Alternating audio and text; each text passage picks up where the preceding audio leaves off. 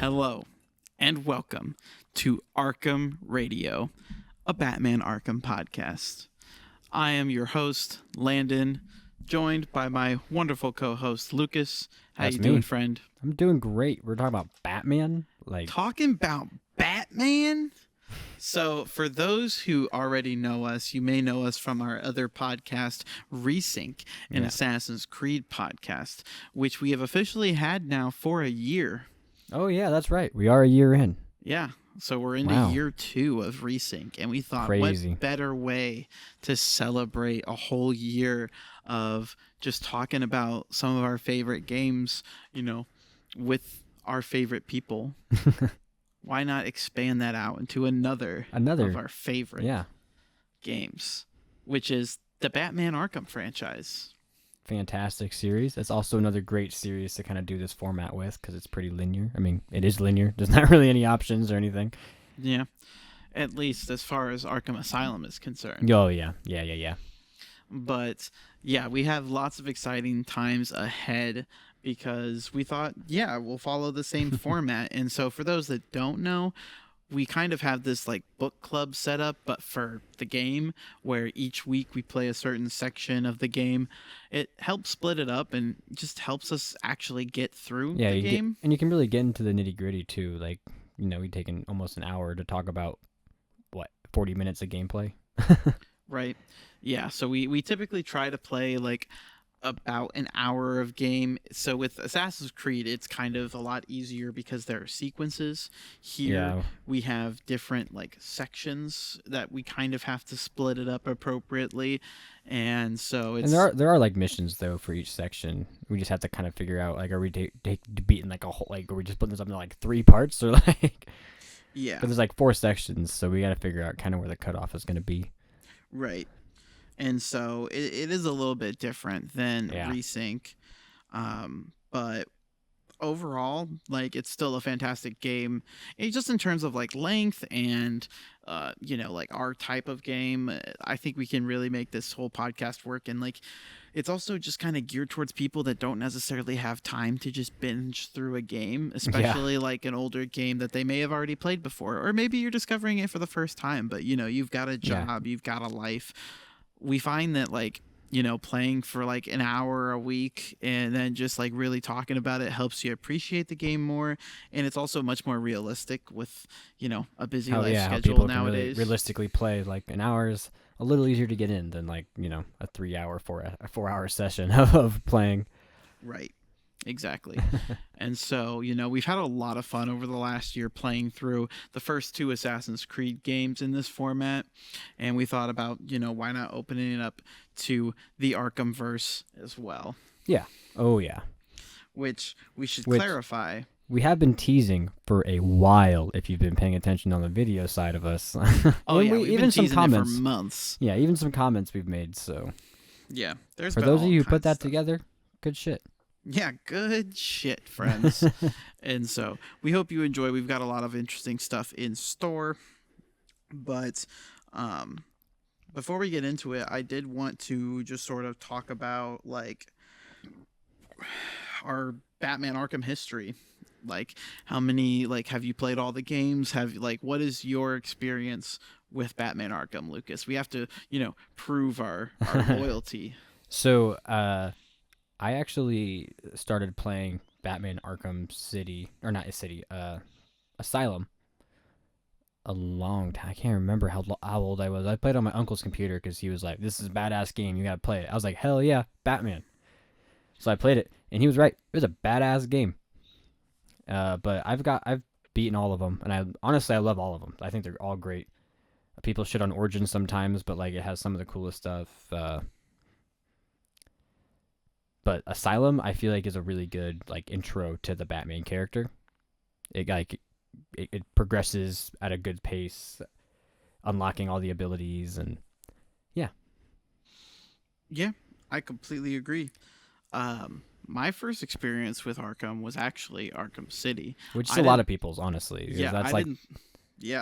I never actually played Asylum up until it was probably like 2014 2014 maybe that I played Asylum for the first time, but it was definitely further behind. I definitely didn't. I mean, it came out in like 2009. So like, yeah, 2009, and Arkham City came out in 2011. Yeah, so and you I weren't played that far Arkham behind. City like 2012, I think, was when I played.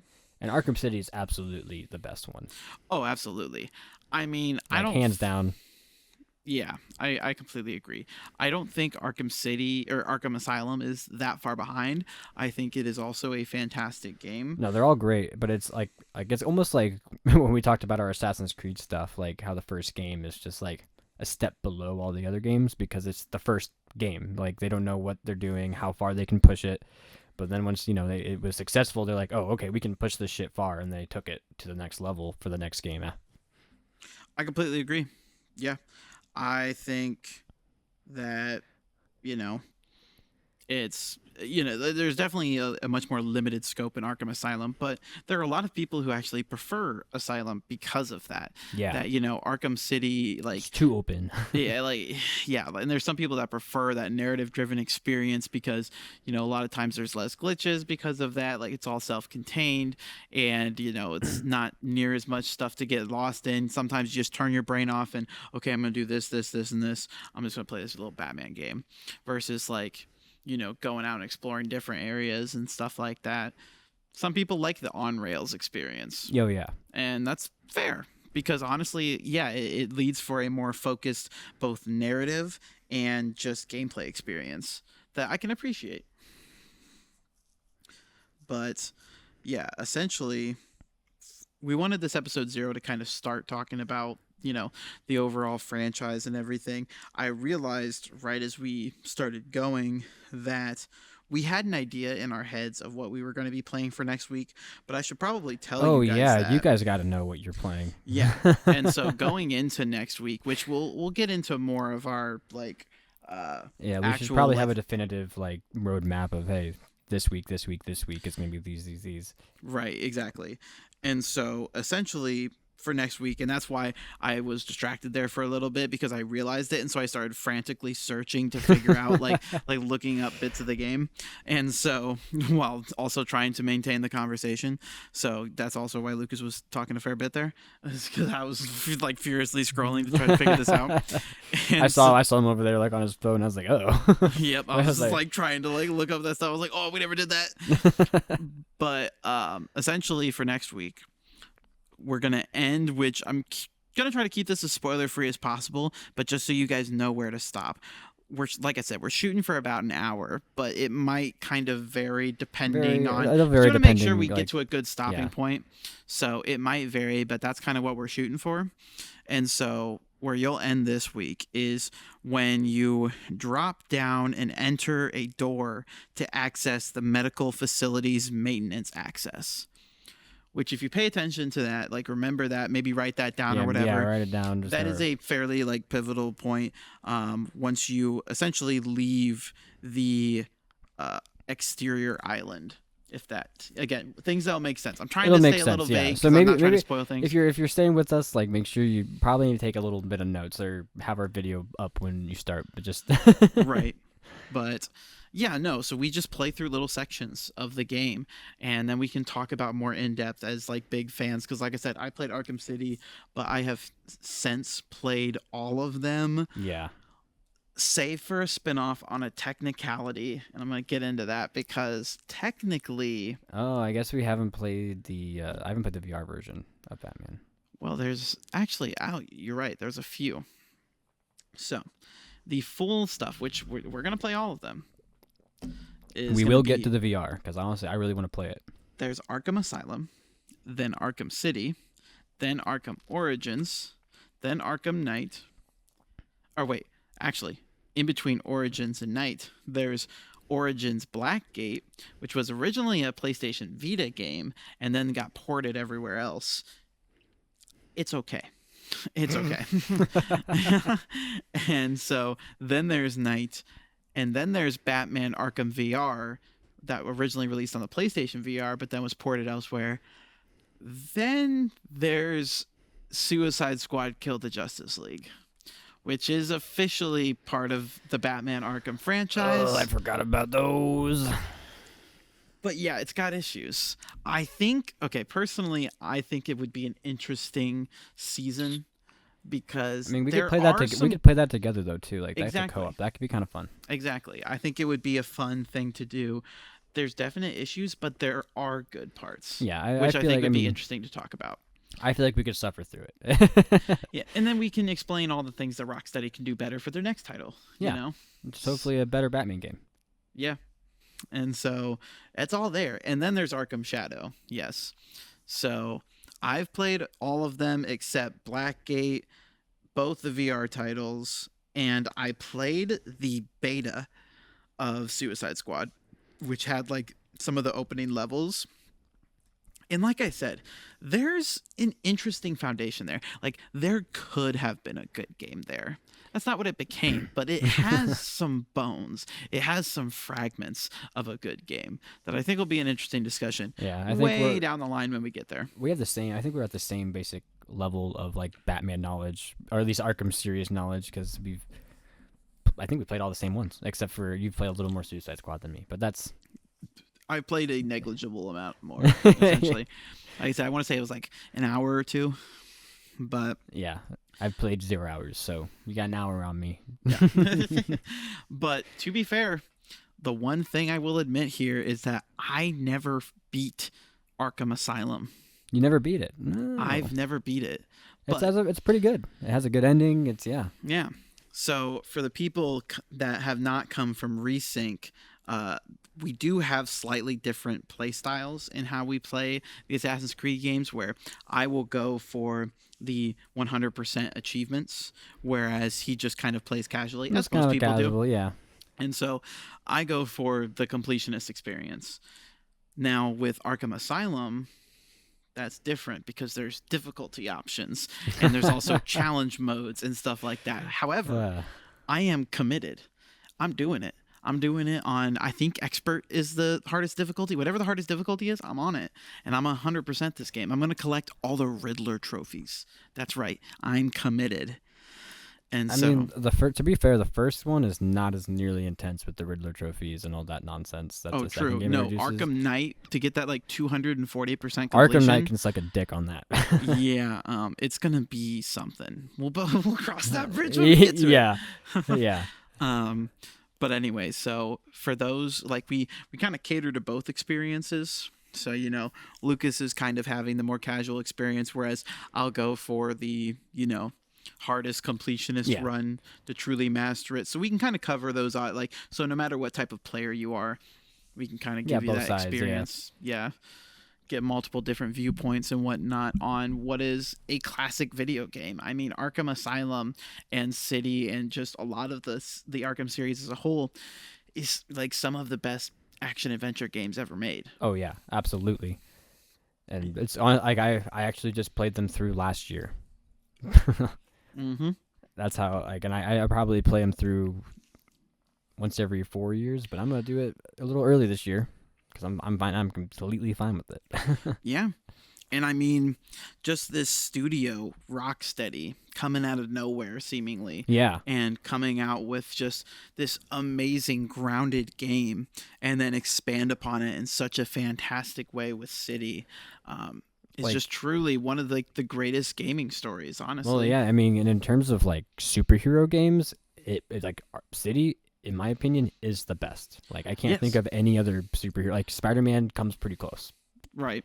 But no, like, Arkham City is the single greatest superhero game of all time. Yeah, absolutely. And I think Asylum is up there, too. Asylum's definitely up there. Even though I haven't beaten it. It's definitely a little more grounded, so I think it takes away from, like, the kind of exploration and, like, discovering some fun stuff that you can do in the second one. It's more of a what's there is good, it's just not as much. Yeah, it's just not as much. Right. Yeah, no, of course. And so, yeah, I'm very excited on the story aspect because I always enjoyed the story of Asylum. I think the writing's really, really excellent. And the combat, like the Arkham style combat is something that so many action adventure games emulated for years to come.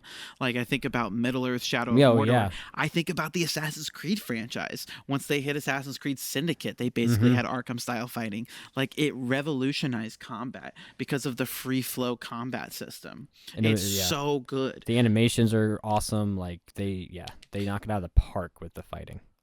The combat has density and depth, but is one of those easy to pick up, difficult to master types of just engines physics that just work so perfectly. Yeah, because once they start adding like combo moves that you can do, and like paying attention to like what your combo number is actually kind of important too.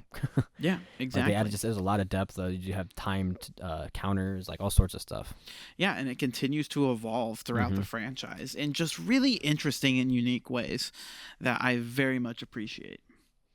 Yeah, Rocksteady were in their bag, and I don't want to be a drag too much on the podcast, but it is upsetting just to see how Rocksteady is present day, the influence from WB, and just the overall state of the industry when it comes to these like larger studios. Like our other podcast deals with Ubisoft, which has its own like track record of stuff. And so, but we've seen Assassin's Creed fall and then come back. So hopefully we can see the same for Batman. And even though like the coming back is still a little rocky, not to its peak, maybe we can see the same. Again, the last rumors we really heard about Rocksteady was that they are pitching a return to Batman as their next title. So whether or not that pitch would be approved, like we still have no idea what their next project's going to be. It's still long away. Like we're not getting any Rocksteady news anytime soon, allegedly. It'd be nice if they just like locked in and created another great Batman game. I mean, because to be fair, they've all been great, but I think I think Knight dipped in quality just a little bit, and I think it's because they added too much. Right. And that's when they started doing that for all of their games. Well, it's like there's a lot of new added content. I don't even necessarily know if it was all that. I think the biggest thing with Knight, because from Asylum to City, you had the leap to open world. You had all this new stuff to explore, everything like that. From City to Knight, you had a couple more refined gameplay concepts, and then much better graphics, and then Batmobile. I mean, the Batmobile is pretty cool. Batmobile was good. Here's the thing. It kind of reminds me of the ship from Black Flag. Is this it? I enjoyed the Batmobile. Did they use it a little too much? Maybe. Yes. But like the overall concept of the Batmobile was great. It just kind of wore out its welcome a little bit. Once I got a certain amount of hours in, I almost preferred to just fly around, even though it was kind of faster. Well, no, that's the thing is you have such a good gliding system. Yeah, and like that they've perfected over a decade. Why would you want to use the Batmobile when you can just glide around? And then because they've added like the triple double turbo bullshit to like your glider thing, so you can hit the button like 5 times and you just go. Yeah. Oh, dude, it's so much fun. Just going like from one side of Gotham to another with their yeah, fantastic. And they added the Robert Pattinson suit. The Robert Pattinson suit is pretty cool. Yeah. So there's pros and cons to Arkham Knight. I think they did some things well and other things not so great. It was a bit of a slip from them, but not a straight up fall. That was Suicide Squad. I still enjoyed that game. Yeah, Suicide Squad was a straight up fall. They literally just fell on the ground. Like I said, there's some Rocksteady DNA. The engine / character models on Suicide Squad is phenomenal. Like Arkham Knight's a very dark, gritty game, so you can kind of like tell those with like the dark blacks and like the different stuff like that. Yeah. Suicide Squad is a much more bright, sunny game, so I think a lot of people don't recognize how good the game looks because the lighting is a lot different from Arkham Knight. That makes sense, though, yeah. But it is a stunning game that works really, really well. Like Rocksteady makes good, solid, like just complete games in the sense of its design.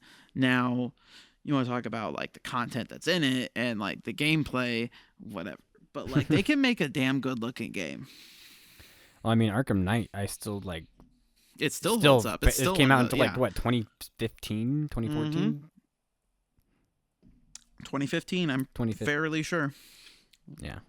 And it still looks 10 years later, and it's still, like, honestly, like one of the best looking games. Yeah, it's a phenomenal game. It was one of the first games I booted up on my PS5, and it was still just a phenomenal looking game.